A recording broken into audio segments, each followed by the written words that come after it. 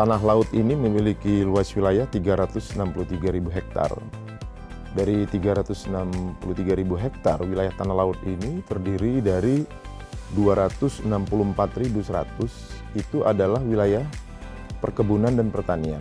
Artinya 72% dari wilayah tanah laut itu adalah wilayah perkebunan dan pertanian. Kami di pemerintah sini mendapat bagian pertama di tahun 2025 ini lebih kurang 4.100 hektar untuk cetak sawah rakyat. Terrealisasi saat ini baru 3.800 hektar untuk CSR yang sedang pelaksanaan proses cetak sawah tersebut dan ada proses penanaman.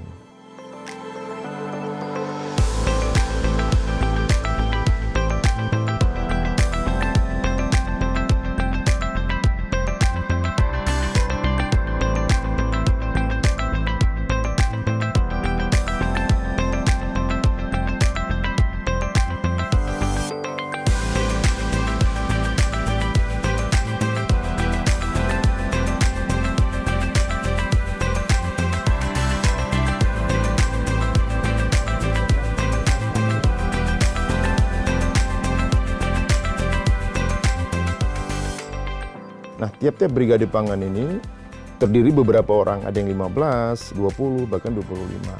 Nah, brigade pangan inilah yang langsung membantu, baik itulah masyarakat maupun kelompok-kelompok tani juga tergabung di dalam itu, untuk mereka berpartisipasi dapat menghasilkan.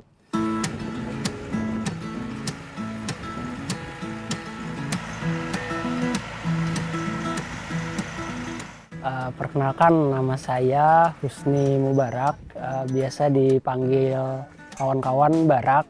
Saya anggota Brigade Pangan Desa Ujung. Ya, kalau di Tanah Laut ini mungkin lebih luas ya, cuma saya spesifik lebih kecil di desa ya, Desa Ujung, desa tempat saya. Itu banyak lahan yang belum diolah atau lahan tidur istilahnya. Terus saya bertanya sama orang-orang tua, "Pak, lahannya kenapa nggak dipakai?"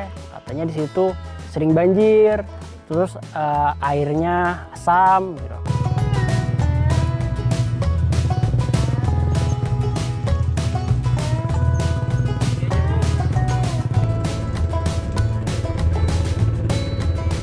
Lahan ini yang digunakan sekitar 359. Jadi yang sudah dikerjakan itu hampir 20 hektar lebih untuk di Desa Ujung. Dan juga ini pertama kalinya tanam padi pakai drone.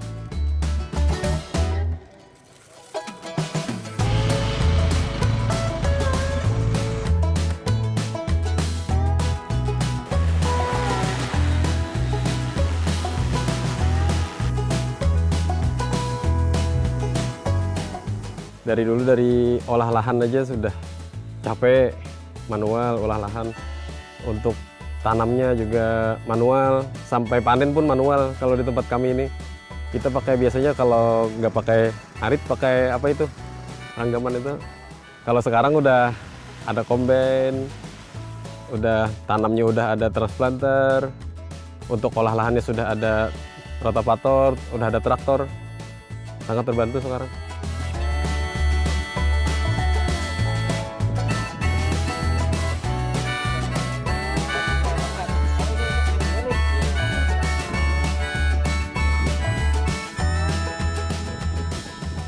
Petani milenial ini akan dilengkapi dengan peralatan-peralatan teknologi. Nah, di sini saya tertarik nih. Wah, saya ini kan lulusan teknik informatika ini. Wah, berarti ini saya bisa tersalur di sini pendidikan saya. Nah, jadi saya ikut, saya coba, boleh nggak masuk? Coba aja dulu. Nah, saya sangat tertarik dengan kecanggihan ini karena kan saya sebagai kaum milenial sering buka handphone, lihat di internet, di luar sana kok canggih. Dengan peralatan modern seperti drone dan lain-lainnya, nah, tentu saya sangat senang dan saya tentunya ingin bergabung lah, ikut serta dalam mensukseskan, apalagi ini kan tentang sewa sembada ya itu. Nah, saya juga ingin ikut serta dalam itu.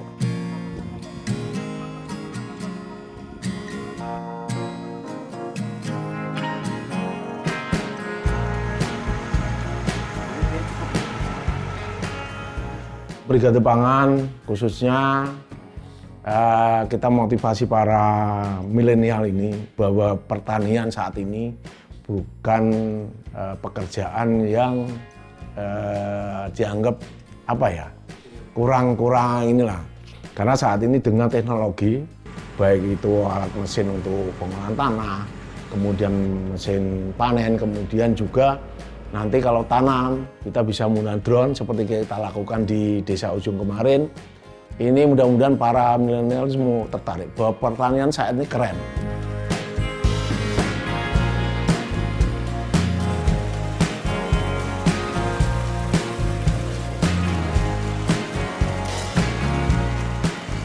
Kalau manfaat buat diri sendiri tentunya ilmu saya bertambah, yang mana saya dulu nggak tahu soal drone, sekarang saya tahu soal drone. Yang mana dulunya saya taunya menanam benih manual gitu kan, dilempar-lempar. Sekarang nggak perlu jalan-jalan lagi, tinggal duduk manis saja. Nah ini mungkin adalah kemajuan teknologi yang luar biasa yang masuk ke desa kami. Ini CSR harus sukses. Dan Tanah Laut ini dengan menambah nanti CSR ini menambah luas bagus sawah. Ini bukan sekedar nanti juga meningkatkan produksi untuk swasembada pangan, juga nanti meningkatkan pendapatan petani dan akan menggerakkan perekonomian masyarakat, khususnya perekonomian di pedesaan.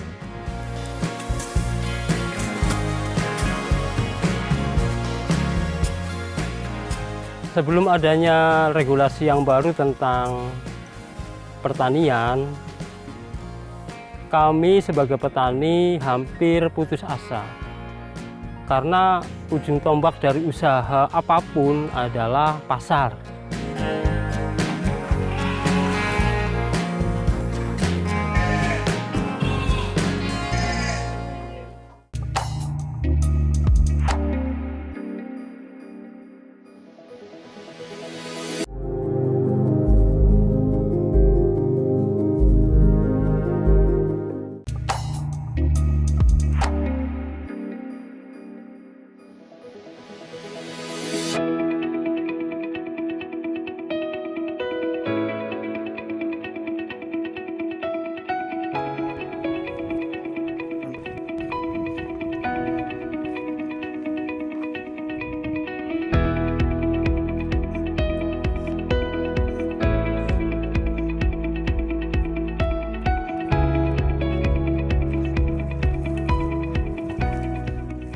Nama saya Rojai dari Desa Tegal Karang, Kecamatan Palimanan, Kabupaten Cirebon, Jawa Barat.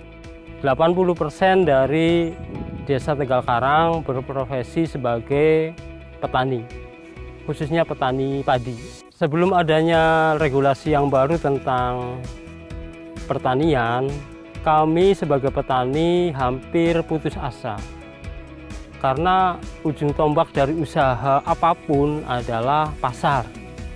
Sedangkan yang kita rasakan di lapangan, biaya produksi tetap, tetapi harga pasar yang tidak menentu, bahkan di bawah standar HPP, harga pokok produksi.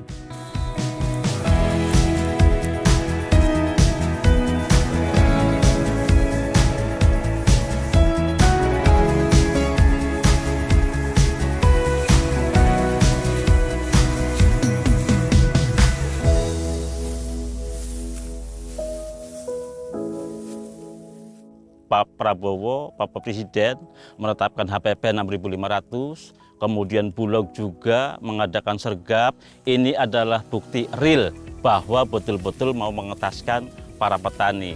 Dengan adanya Bulog, kita tidak pusing-pusing memikirkan mau jemur di mana, mau jual berapa. Nah, dengan adanya Bulog, kemudian langsung turun ke lapangan, alhamdulillah petani merasa terbantu.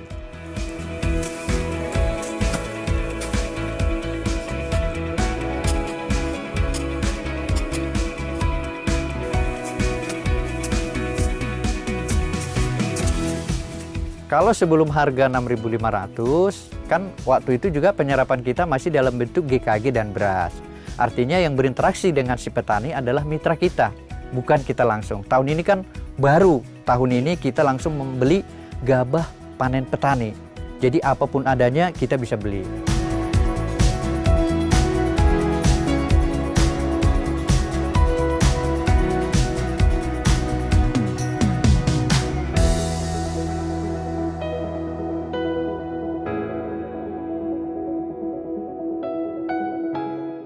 karena kenaikan dari harga.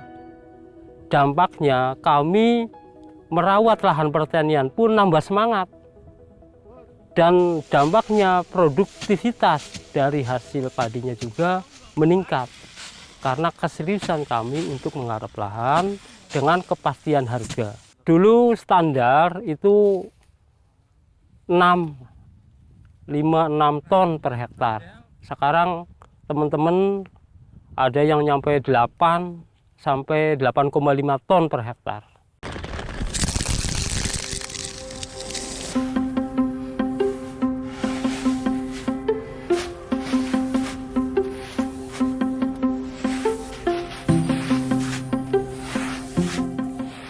Nah, kalau dulu pada saat 2022-23 itu 3.700 per kintal. Itunya berarti sekarang 6.500. Ini sangat luar biasa. Sehingga apa? Sehingga kenaikan tersebut bisa mampu mendongkrak ekonomi kami. Nah, kami juga tidak pusing menjualnya kemana. Kadang-kadang mencari tengkulaknya pada jaim-jaim tuh. Masalahnya masalah harga, tetapi kalau Bulog sudah 65, datang langsung angkut.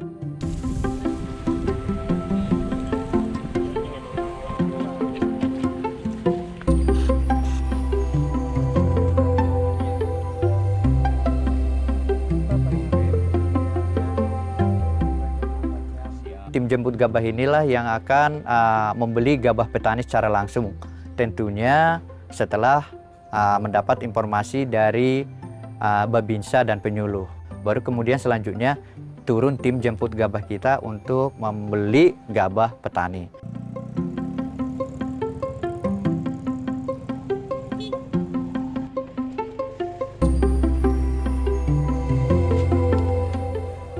Petani pegiat secara langsung, kalau kita bicara RDKK ya, itu jumlahnya 169 petani yang masuk RDKK, artinya petani yang langsung menggarap. Tetapi banyak penduduk yang ikut berkecimpung di pertanian juga, yang jadi buruh tanam, buruh babat, terusan yang terlibat di gerabak.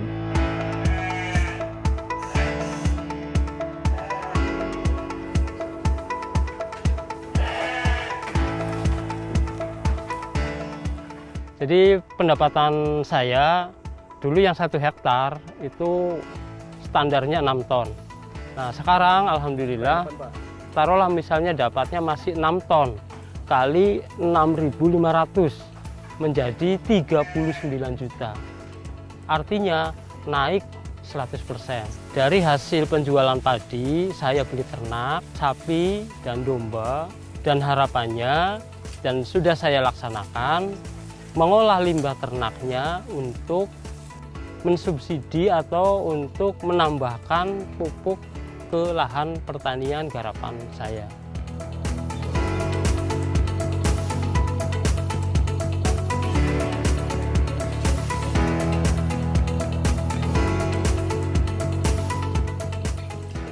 Saya sebagai petani sangat berterima kasih ke pemerintah mendukung sepenuhnya sehingga kesejahteraan kami lebih meningkat dari yang sebelumnya. Semoga apa yang telah dilaksanakan bisa ditingkatkan, dan harapan kami ke pemerintah, kami juga sebagai petani ingin ditingkatkan kemampuan untuk menjadi petani yang profesional, petani yang maju, mandiri, dan modern.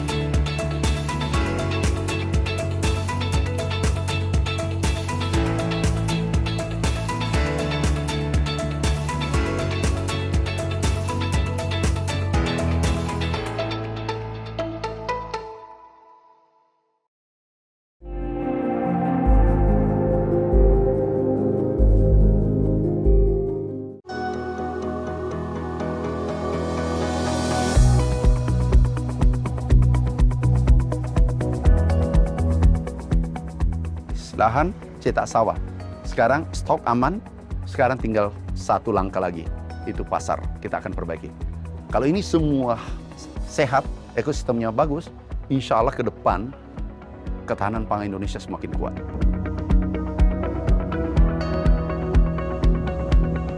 Petani milenial ini akan dilengkapi dengan peralatan-peralatan teknologi. Nah, di sini saya tertarik nih. Wah, saya ini kan lulusan teknik informatika ini. Oh, berarti ini saya bisa tersalur di sini. Nah, kalau dulu pada saat 2022-23 itu 3.700 per kintal. Itunya berarti sekarang 6.500. Ini sangat luar biasa.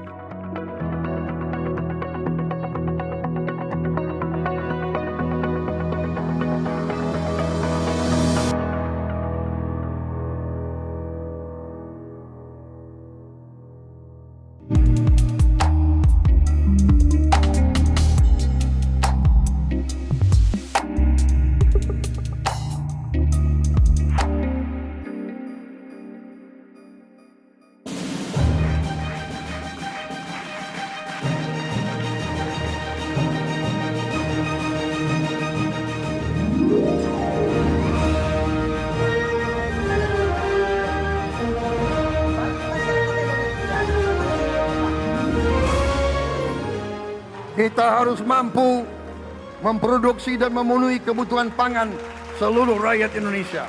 Kita harus swasembada pangan. Itu prioritas dasar karena situasi global. Setiap keluarga, setiap masyarakat bisa ikut serta dalam kebangkitan bangsa Indonesia.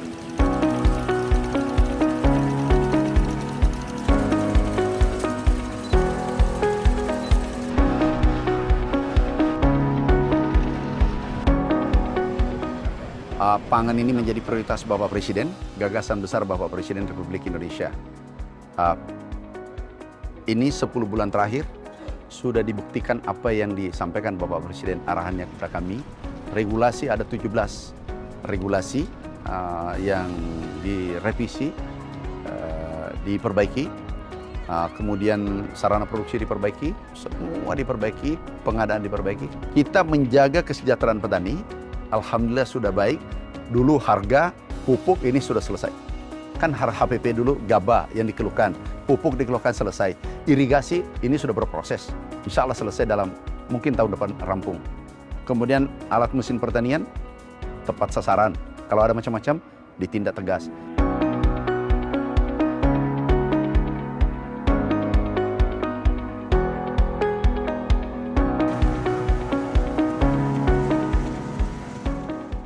Sekarang stoknya banyak. Terakhir ini, tinggal terakhir satu langkah di pasar. Pasar kita intervensi. Operasi pasar ini terbesar mungkin sepanjang sejarah, 1,3 juta ton. Ini besar banget. Ini tinggal 4 bulan. Kalau 1, itu harusnya 300.000 keluar per bulan. Ini baru 50.000 sudah harga turun. Berarti stok di lapangan banyak. Sampai bulan ini tidak diimpor. Benar nggak? Tahun lalu impor 4 juta ton. 2 tahun lalu impor. Ya kan? 2 tahun kurang lebih 7 juta ton. 80 triliun, 80 triliun lah impor kita. Sekarang tidak ada. 2 tahun berturut tidak ada. Kita harus bangga. 2, stok dulu 1 juta. Dan itu impor, 1 juta lebih impor pula. Sekarang stok kita 4 juta ton.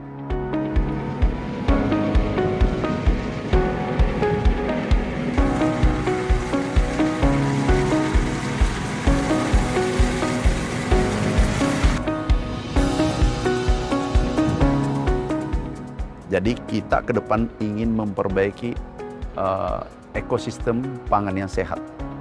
Mulai dari hulu sampai hilir. Cukup dinamis ya kondisi pangan Indonesia. Contoh, minyak goreng, kan ada yang mengatakan nih, kalau produksi tinggi harusnya harga turun. Aku tanya, minyak goreng, Indonesia adalah produsen nomor 1 dunia. Mensuplai ke dunia, tapi pernah langka. Dan hari ini pun harga naik. Jadi ada distorsi kan, ada anomali kan. Nah ini yang kita mau beresin dengan membangun ekosistem pangan yang sehat. Mulai dari hulu, pupuk sudah selesai, sarana produksi, kemudian irigasi, kemudian opla, optimalisasi lahan, cetak sawah. Sekarang stok aman, sekarang tinggal satu langkah lagi, itu pasar kita akan perbaiki. Kalau ini semua sehat, ekosistemnya bagus, insya Allah ke depan ketahanan pangan Indonesia semakin kuat.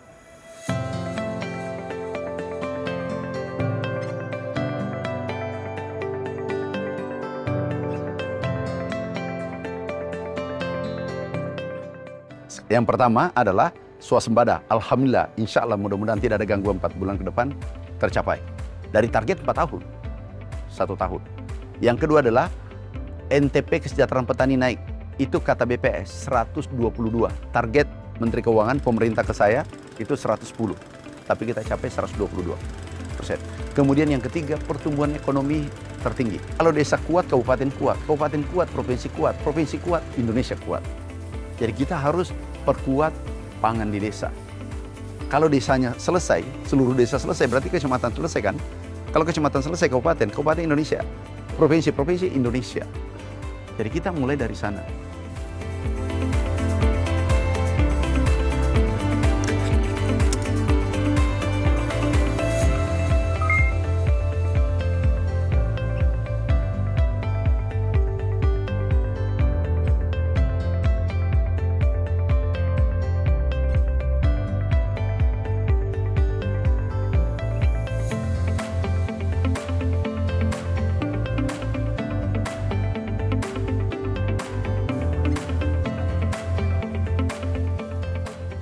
Kalau kita bicara swasembada itu artinya kan kita harus cukup, merata, kemudian bergizi, aman dan bergizi, serta terjangkau oleh seluruh masyarakat.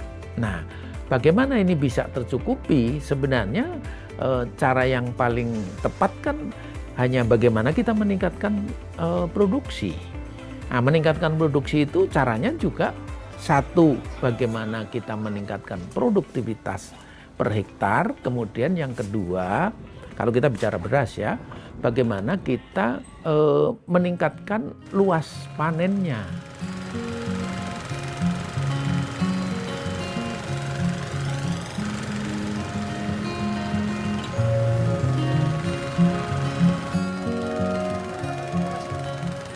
Satu lagi meningkatkan luas panen yaitu meningkatkan indeks pertanaman. Yang tadinya tanam 1 kali, bagaimana bisa tanam 2 kali.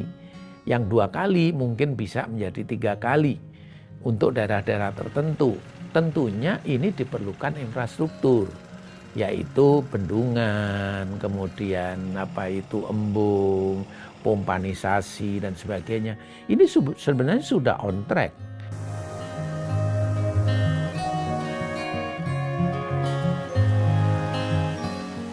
Dari dulu dari olah lahan aja sudah capek, manual olah lahan. Untuk tanamnya juga manual, sampai panen pun manual kalau di tempat kami ini.